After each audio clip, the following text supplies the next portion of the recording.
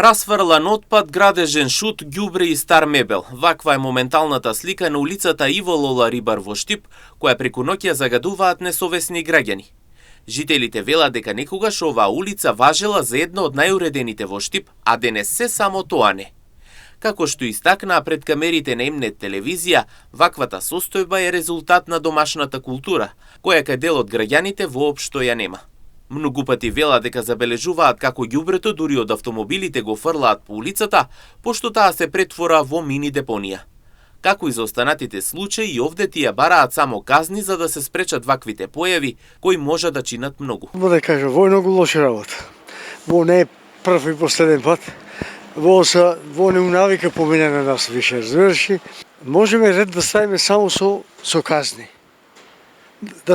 Има закон донесено, казни, и да видиме ќе фрли или нема да фрли. Јас сега следам кај саато долу од мерите, само да видите. Чудо. Имаме случаи од колото, мине покрај контейнерот, од колото од џамо фрле.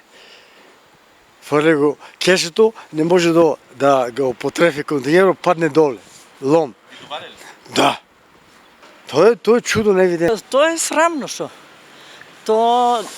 Ако тука се фрла, значи дома им е така. Нагоре еднаш како отиде исто така имаше. Не безобразно, туку не знам што да кажам. Добро, треба ли казни? Треба. Треба да се казне, па да се пометат, за да не фрлат така.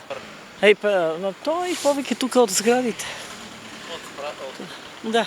Од тук, мислам што е близина, кој од далеку ќе дојде да фрла тук. Од Штипското јавно предпријатие за ваквиот случај апелираат граѓаните свесно да постапуваат, да не оставаат ѓубре, градежен шут и друг вид на отпад на јавни површини. Додаваат дека одговорноста кон заедничкиот простор е одговорност на сите граѓани.